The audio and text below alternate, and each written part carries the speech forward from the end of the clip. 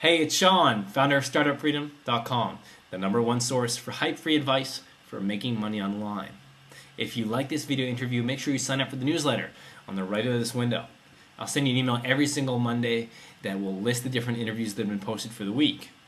That way you can save time because you won't have to check back at the site, and you won't miss any of the secrets from the successful online money makers. This really is the fastest way to learn how to make money online, because I send the advice from successful online money makers from a whole bunch of different niches to your inbox. Here in this video, I'm speaking with Muraya, and I'm asking him, what should you do in the customer discovery process? What do you do when you put up a product or a service that you think is a good idea, that you think solves the problem in the market, and it doesn't sell?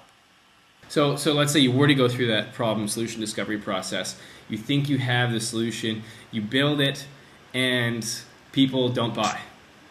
Mm-hmm. How do you then test or dig into that to figure out why people aren't buying or what you can change? Because there's only really one stat that you're looking at, which is revenue or sales.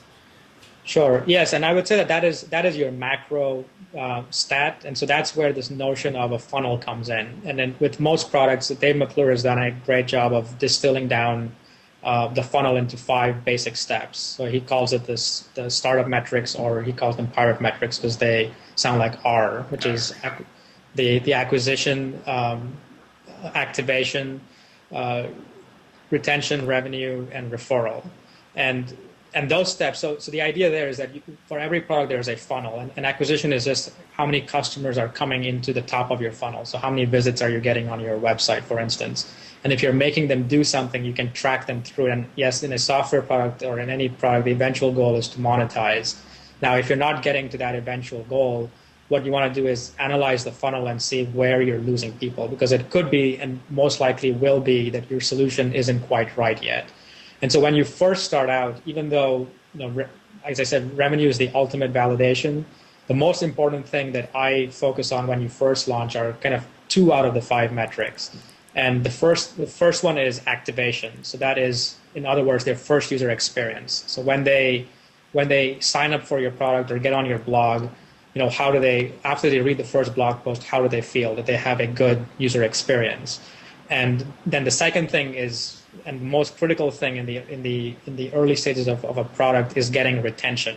Do they come back tomorrow to read another post, or whenever you post next? Or in the case of a software product, are they logging in beyond that first use of the product? And if you can get if you can solve both of those 2 things, then you are on your way towards getting closer. Because if you've got retention, if you don't have retention, then no one's going to refer your product because they've only used it once or twice and they don't like it enough.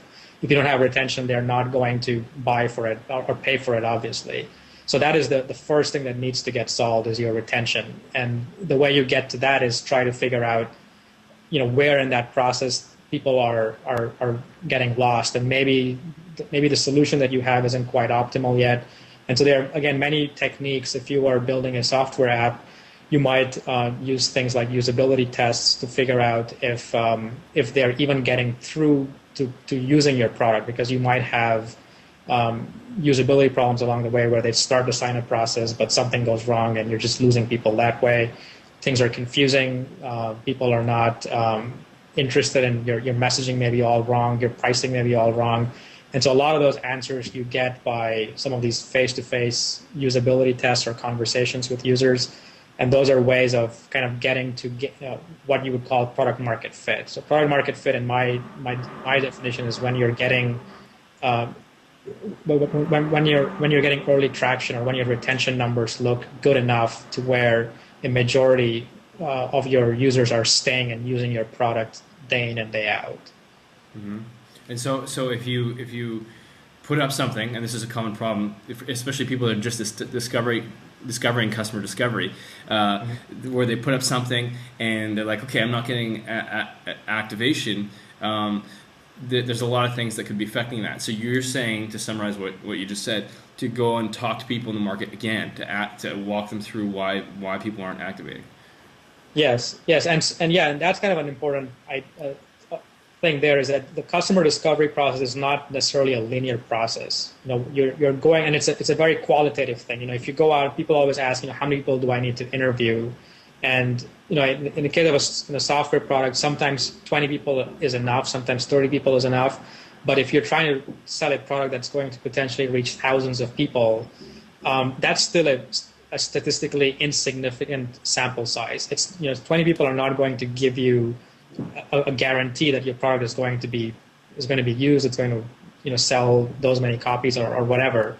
And so it's really just a strong signal for you to use to say, okay, I'm on the right path. At least, if the opposite had been the case, where you talk to 20 people and everyone said that's just crazy, it's not going to work, chances are it's not going to work. Yeah. Because if those 20 people didn't say I would use it, then just putting it out there is not going to make 1,000 people come and use it either.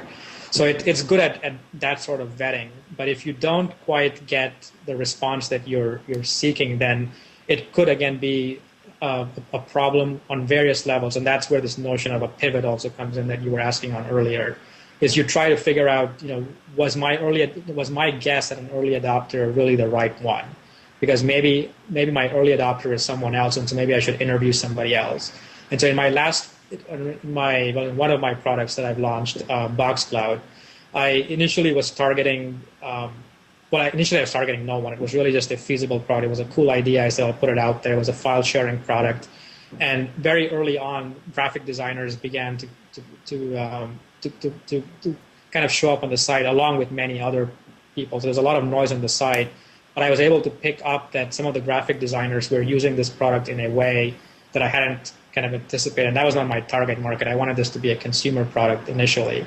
But because they were willing to use the product and they were willing to pay for it, I then went and started interviewing them specifically and built even more features that were just geared at them. And that became sort of how the product evolved from where it started out to being more of a design-oriented product. And eventually that changed again to becoming more of a small business-oriented product. But the idea there is that, again, once you put something out, you measure, and then you constantly are refining who your customer is. And if you're not getting the metrics to move in your direction, then you make certain educated guesses to say, okay, it's because of this one thing. And then again, you try to go back and do the smallest thing possible to fix that. Again, involve customers. So one way of defining customer discovery is that you're involving customers not just at the front end and the back end of your development process, but it's really throughout the development process. Even while we build new features, before we even launch the new feature live, what we'll do is we'll do a mock-up and we'll show it to a customer that is potentially but either there's a customer that asked for this feature, so we want to make sure that if we build this feature, it solves the problem they were really looking to get solved. So we'll use them as a qualitative test for that. Mm-hmm. And only when we get that go-ahead do we actually build a feature. Then we'll again go back to them and let them use it only. And once they're happy with it, then we roll it out to other people. Okay, so if you set something up and it's not exactly how you want to, then you go back to people, and that's the first place you look is at the customers, because you said there's a whole bunch of things it could be. That's the first thing you look at is my group of customers correct? What's the second most likely thing it could be when you put something up it doesn't work?